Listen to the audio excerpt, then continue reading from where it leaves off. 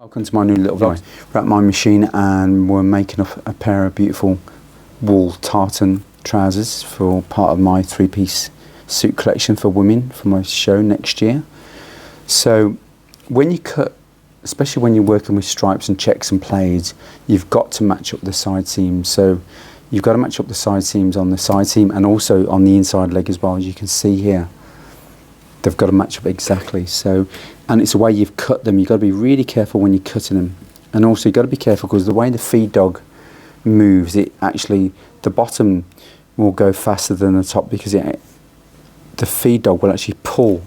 There's your feed dog there underneath there. It pulls the bottom layer through much faster than top. So you've got to control this bottom layer, especially when you're working with stripes and checks and things. You've got to just be aware.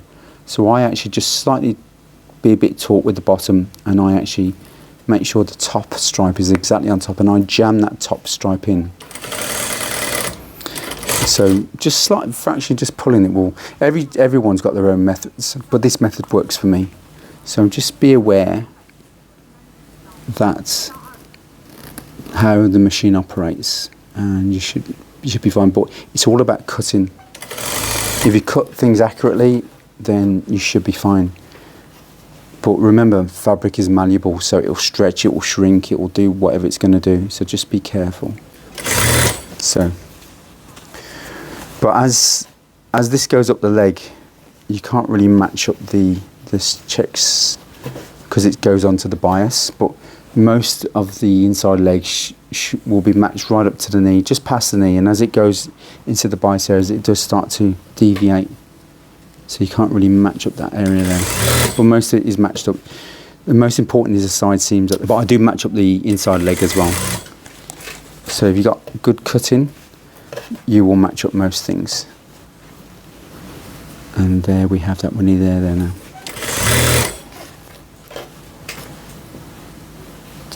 So you should try and learn pattern cutting and sewing too from a professional, because you can't go wrong.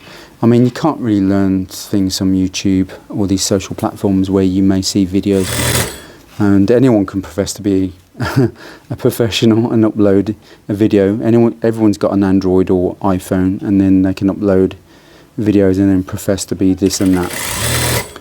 But try and learn from professional. You know, just invest and learn, and you'll be fine. And there we have that.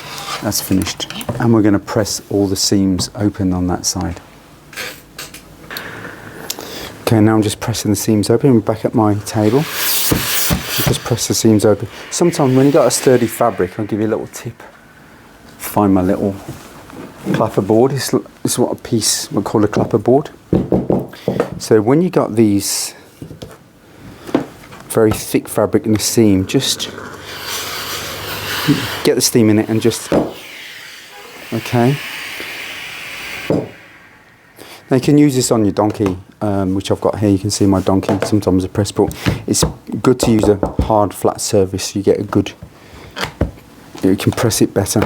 Because these donkeys, they're spongy because they've got, you know, padding underneath. So it's best to try and use a hard flat surface. So I'm just pressing the seam open now as we go up. And because it's a real thick fabric, it's probably about 22 ounce fabric. Now in the old days, I've got a piece of soap. In the old days, apparently my old tailor was telling me to put soap under there and it will stick. So when you press it open, and I've still got the soap here. It's some kind of carbolic, looks like a carbolic style soap. And I still use that soap for other methods, other techniques I will show you one day. So, and there we have that. And we have that, and that's that one leg done. We always make up our trousers one leg at a time. You see, this leg is virtually finished now. My waistband's in, you can see. My waistbanding is at the top, and I've put, you can see some beautiful curtains there. And these to hide the seam. And then I'll actually hand stitch this through the lining, not to catch the other side. I'll just catch just the fabric underneath, but not on the other side. And you'll have a beautiful finished pair of trousers on the inside. So we always finish off one leg at a time, and then we attach them afterwards, and that's why we do things here. So you can see here now, I've matched up these stripes on the inside leg, but as it goes up, you see, it goes into the bias, you can't match up the top here. But on the side, everything's matched up. You can see everything's matched up here. This is the side seam here. The whole leg's matched up on the side seam. That's the most important thing. Right to the top, you can see it's matched up there as well.